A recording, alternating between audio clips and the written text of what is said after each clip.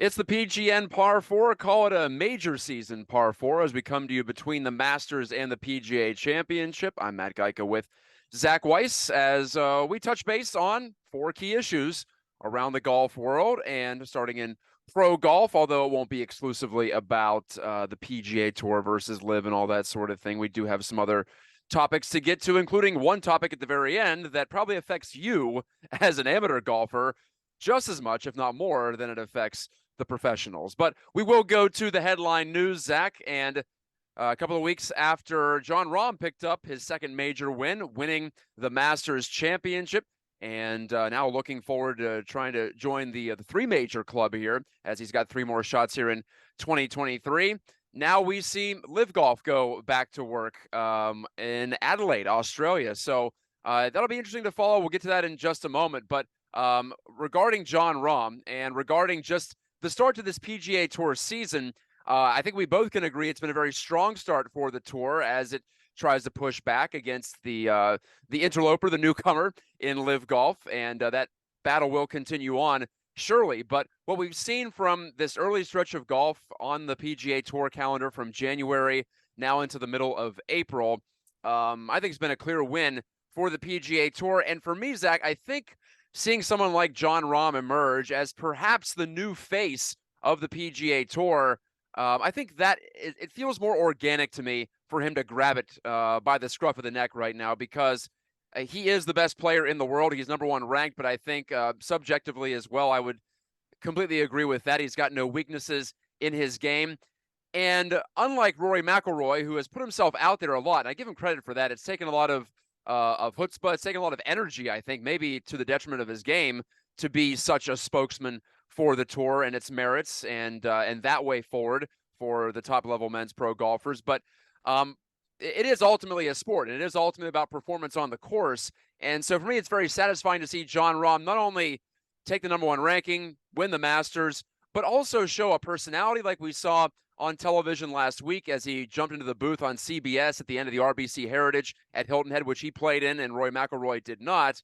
I'm sure you'll get to that in a moment too. But this feels like a guy taking, I think, the spoils that go with the victory. And I think, honestly, with his personality, with his, I think, authenticity, I think he could just as easily be the face of the PGA Tour compared to McIlroy or others. So what do you feel about Jon Rahm's ascension here in 2023? Well, it's really been an ascension from the beginning for Jon Rahm, right? I mean, a lot more people are familiar with him at a younger age than McIlroy coming up, obviously playing through Northern Ireland. I mean, everybody knew the exploits of what he was able to accomplish at Arizona State, a Nicholas Award winner. Obviously, his coach ended up being Phil Mickelson's brother Tim, obviously. So right away he understood the stage. He knew the big money bets when they made the bet about Phil did with Colt Knost about the top 50, which Jon Rahm was able to shatter. I had a chance to see it, and you had a chance to see it in 20. What was that in at Oakmont the last time Yeah. around when he won that low am, and it was fun to watch him work, and it was fun to see his dad Adorta there back then, just someone that was really been there his whole Jon Rahm's whole career, just traveling and watching him grow, right? So it's been good to see his ascension, and you are starting to see some pushback to McIlroy, and they all signed up for all of these events this year. This first year has been really a launching pad, like you said, but there's been some consequences for someone like McIlroy.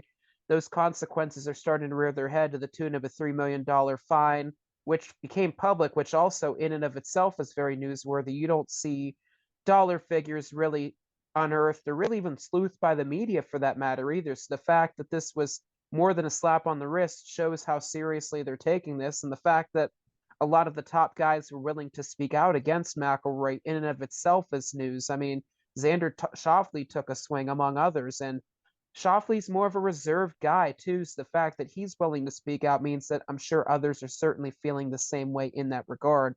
But for Rahm's been a historian of the golf game. At such a young age, Rahm really knows the history of golf, and he's able to tell it to the media and by proxy the fans in a way that makes it interesting to a lot of people.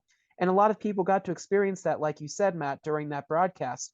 That's something that people that have followed the tour knows that he's had.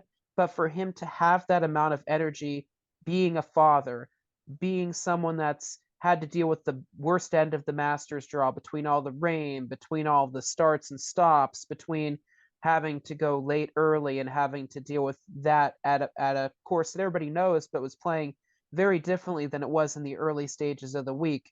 To be able to persevere and win, and maybe not understand all that came with winning in the aftermath compared to other tournaments, to make the decision that he feels that he owes the fans to uphold his commitment to play the very next week is very commendable. It's not something that everybody would have done, and if he had burned out and missed the cut, that would have been understandable too. But he wanted to play, and he played his way into the periphery, which is very, very commendable as well. He was right there peaking, and then he had the energy to do the broadcast after, and he was explaining stuff. Even the Make-A-Wish child that was at the press conference this past week and during the tournament week, answering his question about the Masters Champions dinner, and that he's